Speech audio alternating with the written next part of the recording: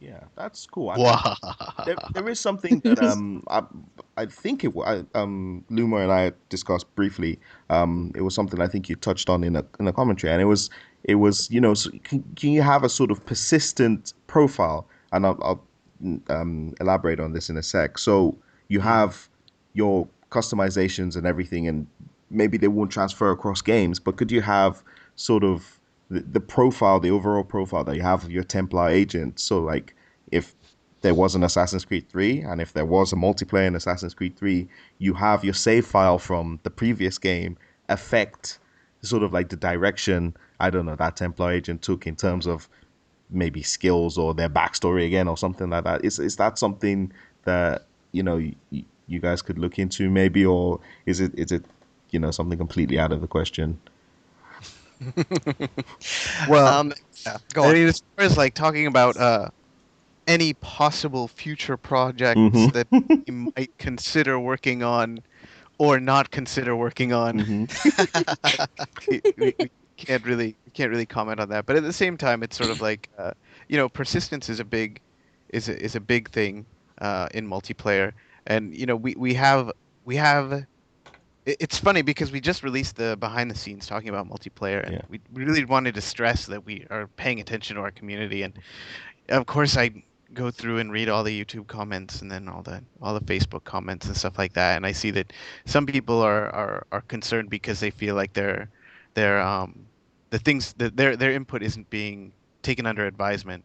Um, and a lot with regards to that persistence, and then also with cooperative gameplay. Mm-hmm. Um, but I just want to reassure all these people. Yes, no, we're listening. We're listening, but until we have something to announce, it's really not appropriate for us to say anything about them. Yeah. Mhm. Um, so so really like for you know we're a game company that employs a lot of people, and we got a lot of smart game designers. They think of a lot of things. So so when like and they read a lot of forums and they pay attention to what our fans are saying. So when we see things like that are interesting ideas, like they're definitely being looked into. Yeah. Um, like whether or not we are going to be able to implement them or not is not something that we can really comment on necessarily until we have something to show you. Yeah. So so yeah, I don't really think that there's much that we could say, but rest assured that as far as like because ever since Assassin's Creed 1 to Assassin's Creed 2, people have been asking like, okay, so if I have a save game with Assassin's Creed 1, how will that impact Assassin's Assassin's Creed Creed 2? 2, yeah. Yeah. And we saw that a lot with Revelations as well, especially with the city control and stuff like that. But but yeah, until we have a workable mechanic that we can implement, we really can't tell you what we're working on. So I have kind of a related question to that, and I don't think I was. It might have been someone else who was talking about the persistence thing. I don't think I covered that in any of my videos, but I do remember an earlier interview or something where you guys were talking about loyalty rewards from people, and I believe it was for the multiplayer, for people that had Brotherhood would get something kind of special in Revelations, and I was wondering if you could elaborate on that, if you're prepared to elaborate on it now. Oh, see, this is where having Andrean or Amar on the podcast would help. Um, because yeah, I know I know that they're furiously working on things, and one of the things that we've worked to really improve that we haven't talked about at all is our what we call game to web functionality. So we have last time in Brotherhood we had Assassin's Network. Assassin's Network will be returning for Revelations, and it will be an even more robust platform than it was previously. Um, and as we continue in post-launch, you can expect it to develop even further as we get feedback from our community and things like that.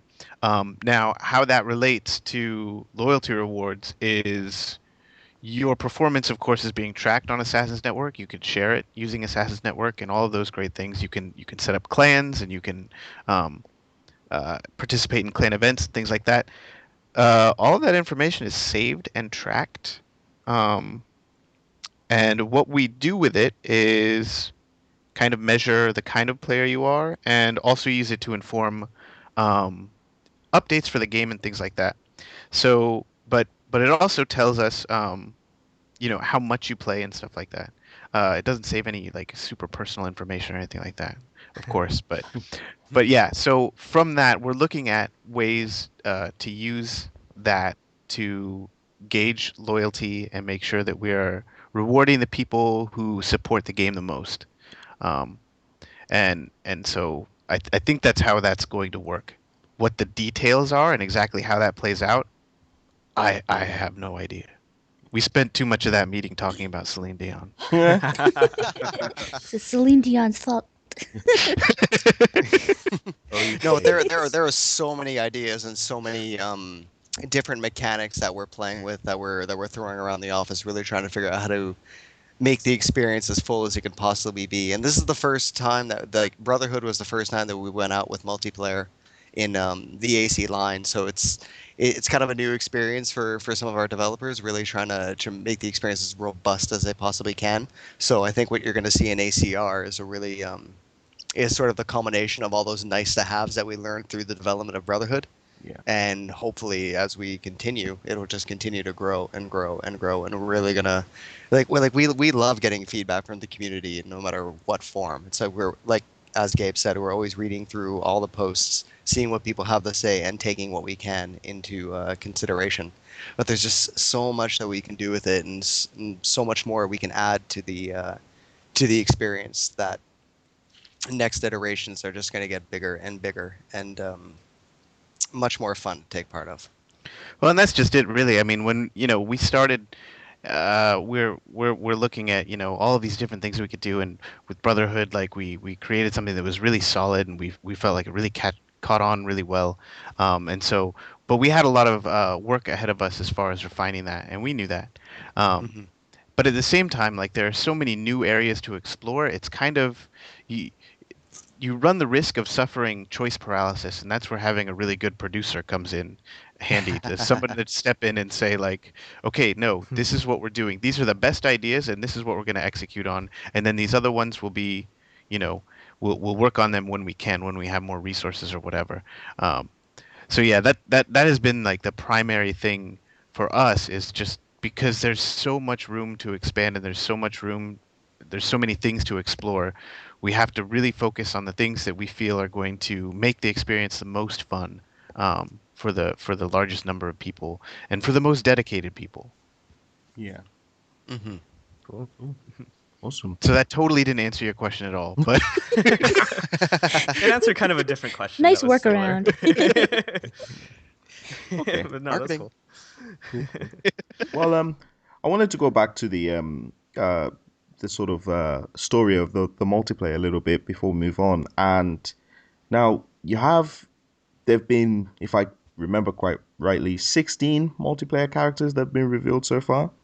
I just wanted to kind of think about it, sort of like Abstergo, and you have sort of these avatars, as we'll call them, that these subjects are going into the animus. There was that I think it was your behind the scenes video where there was that brief shot of Vidic and all these bald all these bald subjects, which actually quite a lot of people saw. I thought maybe a lot of people missed it, but a lot of people spotted that. So maybe it wasn't supposed to be well hidden. Who knows? But I just imagine all these subjects filing in and out and getting in and doing a training session and not maybe scoring 6,000 points or something in wanted and being chucked out onto the street or something like that. Yes, the street. Yeah. That's where we put them. Or maybe it's just a big box. yeah, We exactly. have a bin for throwaways. I mean, this is Abstergo we're talking about. It's not. I know, but we If recycle. they We're make a it out green to the company. street, then they've done something wrong. Yeah, that's it. It's like, no, green company, recycle. It's compost. Sounds to me But like yeah, they'll back to take your the point. Matrix, the Matrix end of it, and just liquefy the dead and feed them to the living. I don't know. That could Use be recycle. Yeah, recycle. But I mean, with regards to, like I said, I specifically mentioned the 16. that number mainly because like that kind of gives a clue as to how many of these characters. I mean, I assume all of them are going to be encountered at some point in the story. Uh, that's 16. What side missions that most people should probably be playing at some point. But it kind of gives you an idea of, how seriously Abstergo are kind of taking this whole, we've got to train up this army, as it were. Um, Hmm. Not only have they've gotten a wide range of sort of a big DNA pool, as it were, to train these subjects. It's quite a cross section as well. I mean, you have like what the Sentinel and the Guardian and the Bombardier. You look through all their bios and you see a complete, vast difference and these Hmm. varying skills. So you kind of get the sense that it's like it's beyond world domination. It's like complete annihilation of not only the assassins but then complete control and take over of the world. I mean, it's not. They could have just got like three or four notable Templars and gone, right, okay, you all train on those skills and we'll be fine. It's like Well, 60. it could be that, but they never really allude to how many assassins there actually are in that time period either. Maybe That's a good point. Abstergo Yeah. needs to try to match their numbers. We don't know. Yeah. That's a good point. Mm. Yeah. That's just it, though. Is that in all the sort of extra content, like our transmedia and stuff, we've explored a little bit about more of where the assassins and the Templars are in the modern world, and uh, based on the things that have sort of like been happening in the games, but then also the comics as well. You can sort of intuit that at this stage in the modern day, like when the Revelations is taking place, at least as far as Desmond is concerned, the modern day Templars, Abstergo, have the assassins on the ropes. Yeah. Like they have located their hideouts, they have exterminated countless number of assassins, and they're on the precipice of very much like winning and accomplishing their objectives. Hmm. Um, but there's just these last few holdouts, right? Rebecca, Sean, Yeah. formerly Lucy, Hmm. and a few others who we've only heard like little tidbits here and there about, and maybe they're just rumor, maybe those people don't even exist, but Mm. there's just a few holdouts. So what is Abstergo really doing? And that's something that we need to explore. In both the multiplayer side, because I always think it's funny when people are just like, don't put multiplayer in, like the single player is the most important part, and it's just like, what makes you think that they're so separate? Yeah. The only thing that's different is the gameplay mechanics, but as far as the story is concerned, why is it less important? Yeah. um, Mhm. and I think that's one of the things that we've tried to sort of approach with the multiplayer in Revelations, and that is why I'm also not going to talk about that little frame, because what is that? I don't even know if that exists. That frame of Vidic and Baldfeet. I don't know what that is about. I don't know. I'd put that up on Facebook, and it was surprisingly, he just didn't respond to it at all. Like, hey, Yuri game, what's this? That frame does not exist. It's like, It's I it's don't not really know. there. I don't see anything there. What? Blank image? It's a mass illusion trick. That's what's going on. Yeah, exactly. It's mass hysteria. It's the effects of the apple. There you go. Done. Oh, Explained.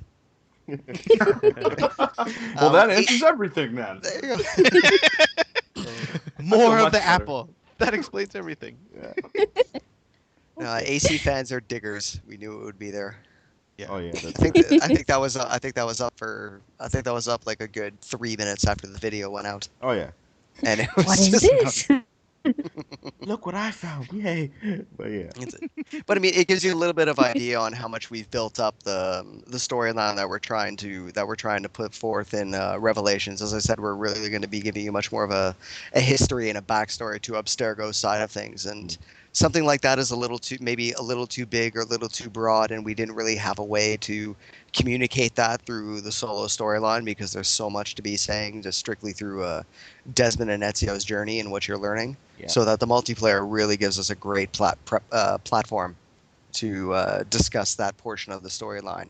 And plus, when you're telling things from the perspective of the assassins, to sort of go on to Abstergo's side of things, it's a little hard to be biased. So this way, we get to sort of retell the story in a new way, Yeah. and really give you sort of Well, this is how the assassins explain the sort of conflict between the Templar assassin, and this is how Abstergo is going to be looking at it, and this is what Abstergo is working on.